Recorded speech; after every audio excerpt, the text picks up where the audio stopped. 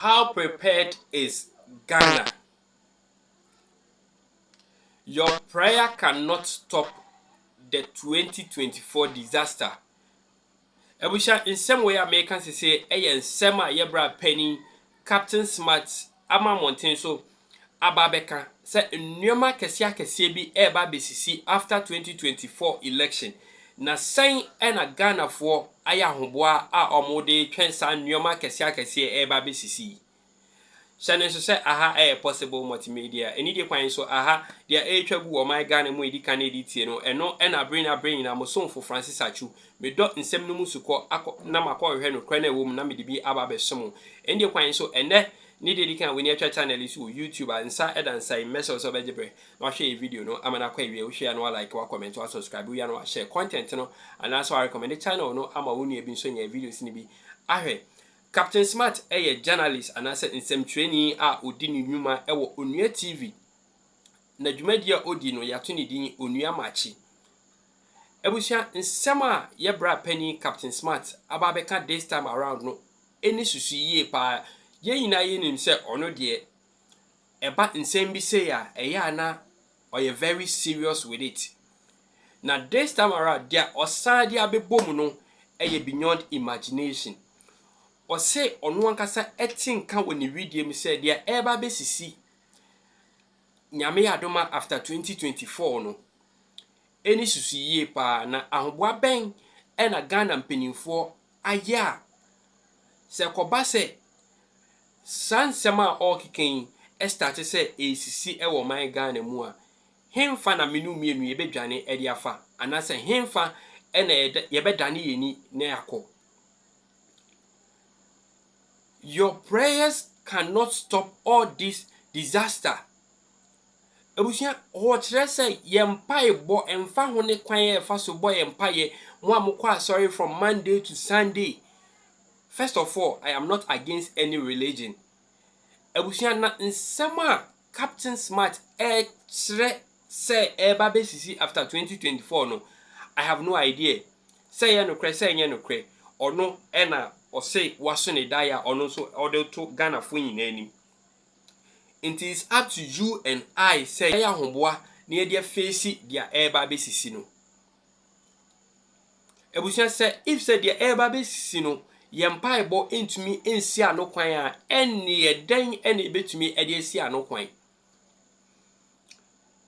Eni de kwan so feel free na cha wadwen e wo comment section na se na hu ni say aha dia etwagu o man Ghana mu nko ena abreni na ye dom esuko ekọ hwehwe bi na edi bi aba besom e wo platform yi so eni de kwan social no say aha ye ni atem ya dwen ena ye kire based on what we see and what we hear on social media. Of course yes no kwan na ewo mu no nko na abreni na ye de brem e wo afidie kese so me pese mese wadaje no eni de kwan so kame ho ne nkonkotie Captain Smart nsema odi abeto Ghana fo yin Ejina. And see, so your prayer cannot stop disaster. I see disaster coming. Because and run a joke, me share the way if you buy 6 air color, the way I na your weather no air ye na clouds no air moving no, I could tell earthquake the next 15 years ahead of us. Bibi abeti miesi me ye nipa ba me akura meti he me ndimi hunni ko se niam me hunni niam me tene dia me siti aze no e danger huma me yankasa me nipa mu no tie me hwe the way na clouds no e moving na I could tell say disaster wo ho but it's not more prepared. Is government prepared? Not more wohoy ye call voter region mepe. Soldier phone na wo ho boat na ho no. Ah o say say the boat ko ma say nya boat bia. Governors they are building boat bi na nua tetam e na ate so. The soldier phone paddle. Edu ba bia na ya so abo moto do. Na do ko. Ti ade bia ehu ha. Ensuo ni ye seriously contaminated no. Yes, soldier for any boat in free so. mo bi amfa nsuo no so enti nsuo keke ye ni ade a ye de fa so enti earthquake ba den na besi fa no to nchen one say area na ebono I want to challenge the scientific community of this country, the science community of this country. Kwame Nkrumah University of Science and Technology, Legon, UCC. I want to tell you, go research into it. Ariana Ebo Krobano, a disaster. It's an gas, no. I was a woman, they are toning almost skin, no. Omo veins ni na start ye green. What realize it? Show here sound. Me who be 365 days times 4. Show here sound or koko o toni. Beka no you tune say why ko. Mon kan tell ni kunu alata. So on he beka nsa ho. Beka no you tum say yo. And the beka why ko. So no ma jungo so to jebo obi be catch so en fa ho there's disaster gan any ba who sika pe osimi toni wo yare wo toni dia be ya hwe wo mo ho green veins ni na start ye green to wo mo gas na catch so ye de ye di ye ho ni ye pese ye long dress oboa. And your long dress, no person share time no you to do no share long dress or party or your cocoa or share long dress because next veins that starting ye green. Dear boy, Oja any hand woman, Master free out. Onuya. Person Fubia ho. Oja. Yeah, Ghana who is Juma. As a sir, Obia senses ye Juma. Oja. What you are not doing, China? Me say, I decided to observe flowers are a woman feel. We were king palm and the palm trees. Yeah, Mubia, more king palm. Oh, Mufie. When I would dear. So, what do you say?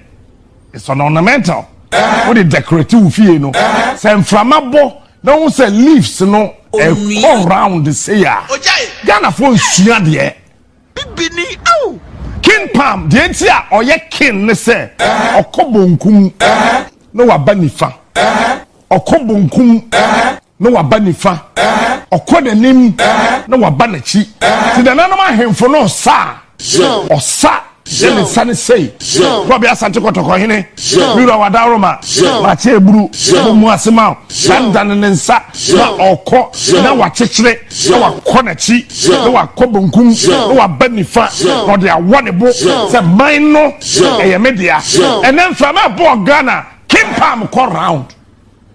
Mom, what you will watch it. Wait. You guys don't observe. You see, your leaders cannot take me. I am always thinking 1 million miles ahead of anybody. Onuya. Ojai. Sure.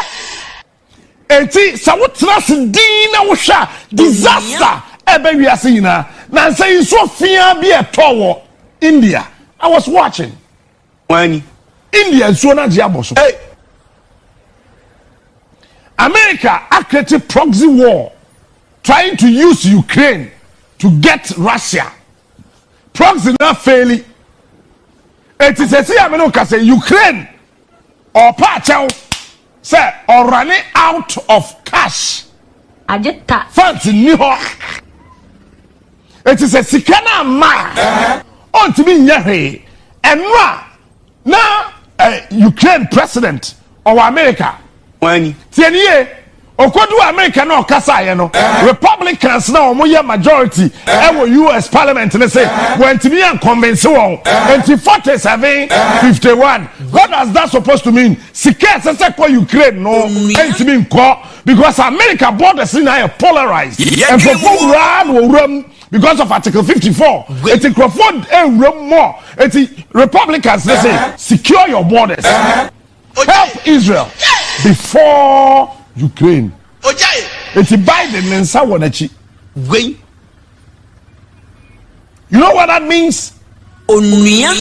We are the principal architects of our own lives. Yeah, listen to me carefully. Look. So we are doing so be bua what? And moi a fake. Onuya. Let's see. Obabia ya be maybe asaso boafo. Enti shiraba ne yere and the saso boafo. I don't think Duncan Williams jaware. Say na yere ya the saso boafo. Enu na ment ya say na metu ho. Ah say Duncan Williams na yere no ja no. E ware Madam Hutika no. Say no ya the saso boafo I don't know ja no. Mirage. Sophia wa lata ya wire pay me o say Jerry Kells o say Chris I don't know ja na yere. Chris o ya kilo me. I will kill you, man. Wait. It means that when you go and you cannot conform, you'll be deformed. That's the reality. It is a say Ukraine, I can see them. America, the closest ally, Israel. Israel is at war. You want America to go and help Ukraine. You know what that means? Area so be to me wow. Mimete here. Won't be mommy home by. Many drink some person me can bomb home by. Who won't be mommy home by. What we say? Yeah, quite now you won't can. I don't pay you, but the GH work can't say me chair won't come. But GH didn't know I had a deep understanding of what he just said. He said it in a passing. I say, Gode, oh, look, my friend, bro. When there be or come on pigeon me. There be Uncle Gode, was a you menace. The menace come do the road. Menace, man. Menace, I don't know. Moka pigeon, ya munja pigeon. Menace, you menace. Wait. The menace can't fix the road. I can't say. Last Sunday, road no fixing the Sunday no. I said, you know something? Asasra ye Ghana hanina no. I saturated with water, saturated with iron, saturated with salt. That is sodium chloride. It's the assassin kurano is actually telling us something. Say there's disaster ahead. Menko University be disaster management, but I have taken my time. I've read more than 30 books on disaster management. It was that there's a particular location. A quite to I hear so 2 weeks. Now say 2. John Shimbi ye 2 ho. Ufi ABC eba abe 4 achimota overhead no wana. E ho kakra no ye na tutu. I am asking our engineers, what have you done about our soil? Have you done soil analysis of that particular location? That should even send a signal to us to say there's danger ahead of us. So a leader sitting on a throne should be able to identify that there's a danger ahead of us. This must be available. This must be put in place. We must do this. We must have legislations. We must have LIs and other things that can help us as a country to put ourselves together just in case there's a disaster. You get it? Who is thinking about this? If you don't get it, forget about it. And I'm shaking palm now with you once. Okay, there's danger. Let me driver. Waba, let me swano. Shaking palm on the sun. I'm saying, me come, I'm say. So there's trouble for us in this country. Because listen, yeah, a real bo. Baby, chair America. And a so global warming so. But your president, your MPs, your ministers, your MMDCs, your departments and agency heads, and you be no more to global warming, I say. Climate change, you know what you see? TV3, Joy, City, Onia, GBC, our president attended climate change and the president gave a speech and then because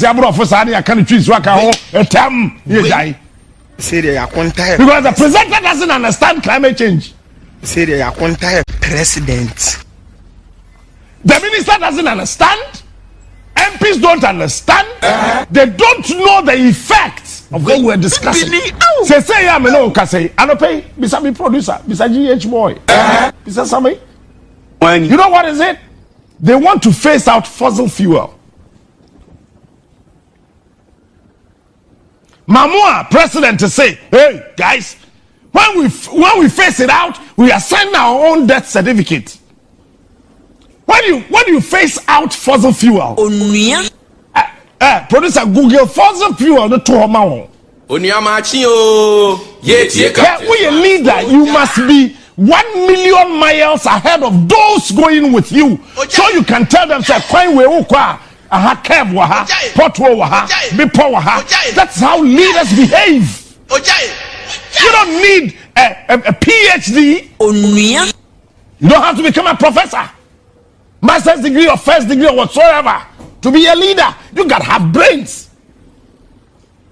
After all, any degree holders na year Juma. No one tells them common here. What's that for dreams also? Wait. My producer for fossil fuel then to so. Meaning Babin can't you know. Now what's he say? Say. We are sino. Fossil fuel. They want to do away with it.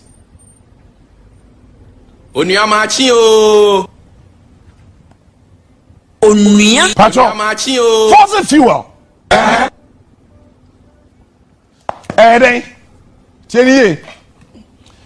Fossil fuel is a generic term for non-renewable energy sources such as coal products, natural gas, draft gas, crude oil, petroleum products, and non-renewable waste.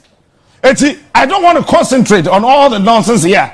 I want to concentrate on crude oil, gas, and petroleum products. I want to stand, man.